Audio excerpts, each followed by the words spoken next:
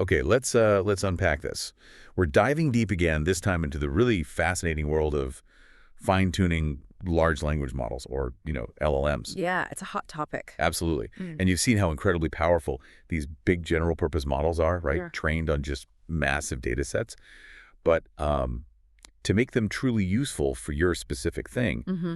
could be drafting emails, answering tricky medical questions, analyzing financial reports. Mm-hmm. They need, well, a more tailored approach. Precisely. It's like having this brilliant generalist, but you need them to become a specialist, right, in Mm. your specific field. And that tailoring process, fine-tuning, it's a pretty complex technical craft. And we're using a guide today, a really comprehensive technical report. It's called The Ultimate Guide to Fine-Tuning LLMs, From Basics to Breakthroughs. Mm-hmm. Kind of gives us a roadmap for this whole journey. Mm-hmm. So our mission today is to pull out the most important technical bits from the source, from getting the data ready all the way to getting that refined model out into the real world. What does that craft actually technically involve? Let's find out.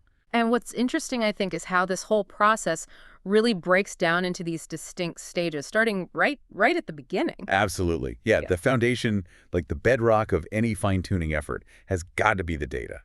So the report walks us through those crucial first steps, prepping your specific data set. Right.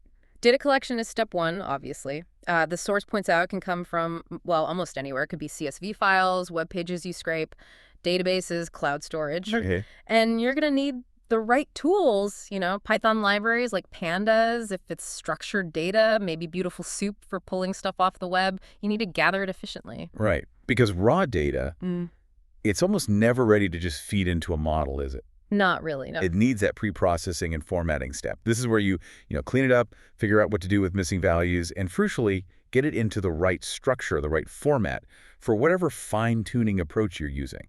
Like instruction tuning often needs those input-output pairs, right? Exactly. That pairing is key. And a really significant challenge here, one the report really flags, is handling data imbalance. Oh, yeah. This happens when, some categories or types of data in your set are just way more common than others. If you don't deal with it, your model might get really good at the common stuff, but then totally bomb on the rare cases, which might actually be the important ones. Okay, that makes sense.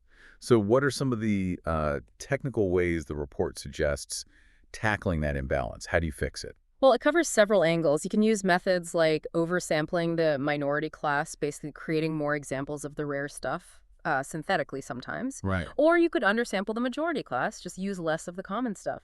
There are libraries like Imbalanced Learn that offer specific techniques. SEMOTD is a popular one that stands for Synthetic Minority Oversampling Technique. Okay, SEMOTD. So kind of like making up data carefully to balance the scales. Exactly, but generated in a principled way. Another approach is to tweak how the model learns by messing with the loss function itself. Well, you might give misclassifications of those minority samples a higher penalty during training, make the model care more about getting them right.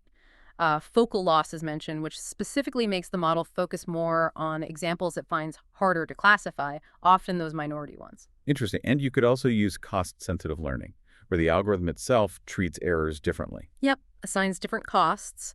Or ensemble methods, kind of combining multiple models trained maybe slightly differently to get a more robust result. Okay. And even simpler things like just making sure your mini batches during training have a balanced representation. That's called stratified sampling. Or just being really rigorous with your data cleaning to remove noisy examples that might disproportionately hurt those smaller data groups. Right. And crucially, the report really stresses this. You need to evaluate your model using the right metrics. Not just accuracy. Things like precision recall AUC or the F1 score are much better when you have imbalanced data. Yeah, because accuracy can look great if you just nail the majority class, even if you miss all the rare ones. Exactly, it's misleading. So, okay, data's prepped, balanced hopefully, then you split it up. Usually into a training set and a validation set, maybe like an 80-20 split is typical. The report details the standard ways. Random sampling, stratified sampling again to keep the balance in both splits, and cross-validation methods like K-fold, especially useful if you don't have tons of data. And the report even touches on generating synthetic data using LLMs themselves, like through prompt engineering. It does, yeah. But it comes with a big warning label. You absolutely have to verify the accuracy and quality of that generated data before you even think about using it for fine-tuning. Right. Makes sense. Garbage in, garbage out, especially if the garbage Oh, is synthetic. you got it. Using poor synthetic data is definitely worse than just having less data. So the two big takeaways for data prep, really, are ensuring the data is domain relevant, it has to match the task you want the model to do, and making sure it has enough diversity to, prevent biases and help the model generalize better later on. Okay, so data's ready to go. Mm-hmm. The next big hurdle seems to be setting up the actual environment for training. Yeah, stage 3. This is all about configuring your infrastructure. And we're talking high-performance hardware here, like GPUs or even TPUs are pretty much essential for handling the sheer scale of these LLMs. Right. Plus, the right software stack, things like CUD if you're using NVIDIA GPUs, and then your deep learning frameworks like PyTorch or TensorFlow. And the report emphasizes you have to verify hardware compatibility. You need that computational power to be effective, not fighting your tools. And resource constraints are a massive factor here, aren't they? I mean, loading even the, let's say, moderate-sized LLM like Llama 3.8b, the report notes it needs at least 16 gigs of memory just to load it for inference, let alone training. Correct. Training needs even more, and this is where it gets really, really interesting. Selecting the right optimizers and loss functions. These are the core algorithms, the engines that decide how your model actually learns and updates its internal parameters based on that training data. Okay, so you've got the classics, like gradient descent. Uses the whole data set for each update, which can be slow. Right, super slow on big data. Then there's stochastic gradient descent, or SGD, which uses just one or a few data points at a time. Much faster for huge data sets, but the updates can be kind of noisy, more volatile. You usually need smaller learning rates for SGD. And mini-batch gradient descent sort of splits the difference. Exactly, a good balance usually. But then you get into the more advanced adaptive methods, things like AdaGrad, ArmsProp, AdaDelta. What's the key idea there? They dynamically adjust the learning rate for different parameters during training. This is really good for handling gradients that might vary a lot across the model, like in sparse data scenarios. AdaDelta even tries to remove the need to set a default learning rate, which is neat. Okay, and then the big ones people talk about a lot, Atom and AtomW. Yeah, they're widely popular. They combine some of the best features of the earlier methods, using adaptive rates and momentum. They often lead to faster convergence in practice. But they can be more computationally intensive and often require pretty careful tuning of their own parameters, like beta values. It's not always just plug and play. And the report highlights cross-entropy as a really fundamental metric and loss function during training. It's basically measuring how far off the model's predictions are from the actual truth in the data. Right, so it's guiding the model, telling it how wrong it is so it can adjust. Precisely. And setting all this up correctly involves best practices, like regular monitoring and logging. Using tools like TensorBoard to visualize what's happening during training is super helpful. And actively managing overfitting and underfitting. Absolutely. Using techniques like regularization to penalize complex models, dropout layers that randomly switch off neurons during training, stopping the training early if your validation performance starts to dip using batch normalization, all standard techniques. And gradient clipping is also mentioned that helps prevent exploding gradients, which can make training unstable. And just good old-fashioned documentation, right? Making sure you know what you did and can reproduce it. Oh, totally essential. Yeah, reproducibility is key in any serious ML work. All right, so data prepped, environment set up, optimizers chosen. Now we get to the core of it, the fine-tuning techniques themselves, stage 4. Yeah, this is where the magic happens, so to speak. It's all about how you adapt that pre-trained generalist model to become your specialist. And one common approach is just task-specific fine-tuning, right? You take the pre-trained model and just continue training it, but on data specific to your job. Exactly. Like if you want it to be good at medical Q&A or financial analysis or legal tasks, the report gives some great real-world examples. MedPolM2 fine-tuned specifically for medical questions using instruction fine-tuning, FinGPT for finance using techniques like LoRa we'll probably get to, LWGPT for legal stuff, PharmaGPT for biopharma. Okay, so lots of specialized models built this way. Yeah, and these examples really underscore that picking the right base model to start with and having really high-quality domain-specific data, those are absolutely critical for success when you're specializing like this. And this is where efficiency becomes a big deal, right? Which brings us to parameter-efficient fine-tuning, or PET. Yes, PEFT methods are really impactful because instead of updating all the billions of parameters in that huge base model, which is incredibly expensive, PEFT methods only fine-tune a very small subset of the parameters. Most of the original model stays frozen. And the benefit is? Will dramatically reduce computational power and storage needed for training. It's much faster, much cheaper, and it also helps prevent what's called catastrophic forgetting, Yeah. where fine-tuning too aggressively on a new, narrow task makes the model forget all the broad knowledge it learned during pre-training. Freezing most parameters helps retain that. Okay, that makes sense. And low-LN, low-rank adaptation, is mentioned as a key PEFT technique. How does that work, in simple terms? So LoRa freezes the original model weights, the big matrices, and then it injects small, trainable update matrices alongside them. These update matrices are low rank, meaning they have far fewer parameters. Oh. So all the adjustments during fine-tuning happen only within these small, low-rank matrices. This makes the training significantly faster and uses way less memory because you're only optimizing these tiny additions. So you're essentially adding these small, specialized adapter modules rather than rewriting the whole core model. That's a pretty good way to think about it, yeah. Yeah. You're learning the change needed in a compressed form. The report also briefly mentions DORA, which is a related technique, potentially even more effective in some cases. And another really fascinating concept mentioned is using multiple adapters within one model. Right. This is super clever. Instead of fine-tuning a whole separate model for, say, translation, another for summarization, another for sentiment analysis. You train separate, small adapter layers for each task, all within the same base model. Precisely. You train these distinct adapter layers. Then, when you want the model to do a specific task, you give it a little instruction in the prompt, like maybe translate Fran or summarize. That tells the model which specific adapter layer to activate for that request. Yeah, the report shows a figure illustrating this, how one base LLM can effectively become a multitask expert just by switching between these lightweight adapters. That sounds incredibly efficient for organizations needing diverse AI capabilities. Okay, the report also gets into some more advanced techniques for aligning the model's output, making sure it behaves the way you want, often using different optimization methods. Yeah, things get a bit more complex here, like a mixture of agents or MOE. The idea there is you have multiple LLM agents, maybe even different models, that process the input and then their outputs are combined somehow. It leverages their potentially different strengths or specialties. Like a committee of LLMs. Sort of, yeah. Right. Then you have techniques rooted more in reinforcement learning. Proximal policy optimization, PPO, is a big one. It's often used in the context of reinforcement learning from human feedback, RLHF. PPO updates the model's policy, its way of generating text based on rewards, which might come from human preferences. It uses a clever objective function with clipping to keep the updates stable and prevent the policy from changing too drastically too quickly. Right, RLHF needs that feedback loop. Exactly. Yeah. And then there's direct preference optimization, or DPO. The report presents DPO as a potentially simpler alternative to the full RLHF pipeline with PPO. How is it simpler? It aims to optimize the LLM directly using preference data pairs of responses where one is marked as preferred over the other.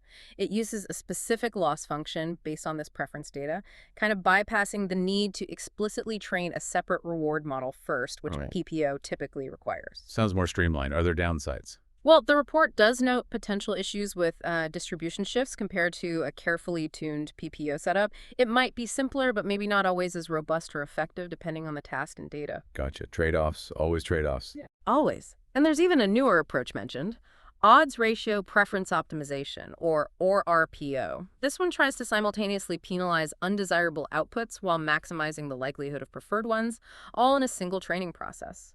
The source claims it can achieve state-of-the-art results on certain benchmarks because it avoids separate alignment phases. Okay, that's a lot of acronyms. PPO, DPO, or RPO. But the core idea seems to be finding increasingly sophisticated and efficient ways to make the model generate text that aligns better with what humans actually want or deem safe. Right. Not just predicting the next word. Exactly. It's about steering the model's behavior. And finally, within this fine-tuning stage, the report discusses pruning LLMs. What means? Literally removing unnecessary parts of the model could be individual weights, neurons, or even larger structures like attention heads or layers to reduce its overall size and complexity. And why would you do that? Seems counterintuitive after building such a big model. The main driver is efficiency, especially for deployment. A smaller model uses less memory, less compute, and runs faster. That's crucial if you want to run it on, say, a mobile phone or some other desk device with limited resources. Right, getting these things out of the massive data centers. Exactly. Methods include weight pruning, unit pruning, filter pruning. Basically, different granularities of removal. And you can do this pruning before, during, or after the fine-tuning process. The goal is always that balance. Reduce size and complexity significantly without hurting the model's performance too much. Tools like NVIDIA's Tensor are mentioned as examples of how hardware and software are being co-designed to make this kind of optimization more effective. Okay, so you've prepped the data meticulously, set up the training environment, picked your fine-tuning method, maybe PFT, maybe full fine-tuning, maybe even pruned the model. Now, how do you actually know if it worked well? Right, that takes us neatly into stage 5, evaluation and validation. This is where you rigorously test your fine-tuned model on data it has absolutely never seen during training. The holdout set, the validation set. And you're running these validation loops during training too, right? Checking performance after each epoch or so. Ideally, yes. You calculate your key metrics on the validation set periodically. Cross-entropy is again mentioned as a key metric here, measuring prediction error. And you need to watch those loss curves like a hawk, don't you? The training loss versus the validation loss. Absolutely. If your training loss keeps going down nicely, but your validation loss starts to creep back up, that's the classic sign of overfitting. Your model is memorizing the training data, but losing its ability to generalize. And that's when you need to stop or use those techniques like regularization, dropout, early stopping we talked about. Exactly. Those are your tools to combat overfitting. Gradient clipping can also help here if noisy gradients are causing instability. And beyond just looking at loss curves, the report emphasizes the importance of benchmarking, right? Hugely important. You need to compare your fine-tuned model's performance against established, standardized datasets and tasks. This gives you a real sense of how capable it is compared to other models or previous results. And there are benchmarks for pretty much everything. Oh, yeah. The report lists categories for knowledge, like GPQA, reasoning, MUSR, ARC, language understanding, Super GLU, Q&A, squad, translation, WMT, coding, big code bench, tons of them. The key is to pick the benchmarks that are actually relevant to the specific task you fine-tuned your model for. Makes sense.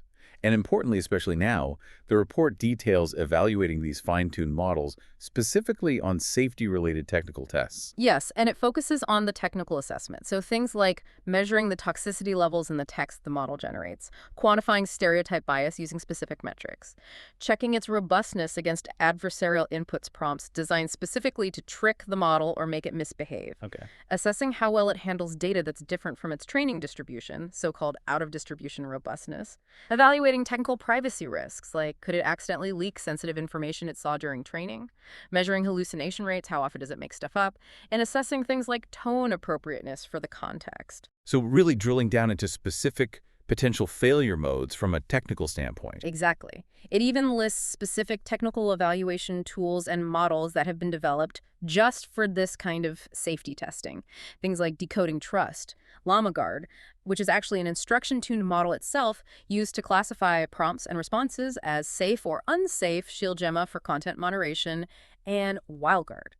Right, so specialized tools to technically measure these safety aspects. Correct. It's about objective measurement where possible. Okay, so you've fine-tuned, you've evaluated, you've validated, maybe done some safety checks, and the model looks good. The next stage, stage 6, is actually getting it out there into the hands of users' deployment. Yep, making it operational and accessible. This involves configuring it properly for whatever specific hardware or platform it's going to run on. And the report discusses using cloud providers, right? Like Right. Hugging Face, AWS, OpenAI's API, NVIDIA's NeMo tools. Yes, lots of options there. They handle the underlying infrastructure, which is convenient. But you really need to understand their pricing models, often based on how many tokens you process or compute time used. It can add up. And there's that trade-off, too, between using a cloud provider versus maybe hosting the model yourself in-house. Absolutely. Going in-house gives you potentially more control over costs in the long run, and crucially, over data privacy and security. If you're dealing with really sensitive data, you might not want it leaving your own servers to be processed by a third-party API. Yeah, that's a big consideration. Now, once it's deployed, optimizing its performance during inference, when it's actually generating responses for users, that's critical for efficiency, right? Oh, totally. Inference speed and cost are key. Quantization is a major technique here. What's that in? It's reducing the numerical precision of the model's weights. Instead of using, say, 32-bit floating point numbers, you might use 16-bit or even 8-bit or 4-bit integers. This makes the model file much smaller and significantly faster to run, with often minimal impact on accuracy, essential for getting models onto edge devices or even into browsers. Running models directly in the browser, Yeah. using things like WebGPU and WebLLM. Yeah, that's a really interesting area. It allows inference to happen entirely on the user's machine. Great for privacy, as the data never leaves their device. You can imagine applications like local chatbots, PII filtering in the browser, client-side analytics. Cool. What else for inference optimization? Distributed LLM deployment is mentioned, sometimes described as torrent style, using libraries like Petals.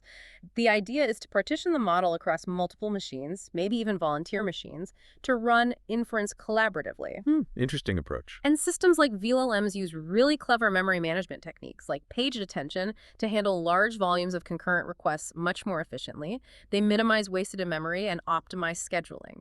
Okay, so lots of technical considerations for deployment then.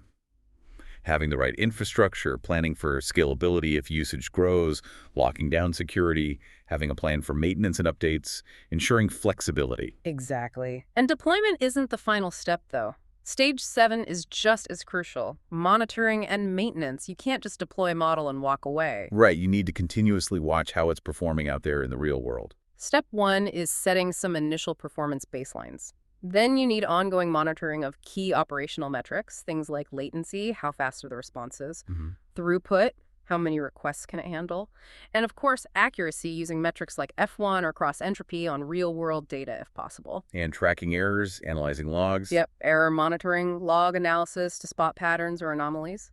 Setting up alerting mechanisms is vital, getting notified automatically, maybe via Slack or PagerDuty if performance degrades significantly or errors spike. And establishing a feedback loop with your users is also incredibly valuable for catching issues the automated monitoring might miss.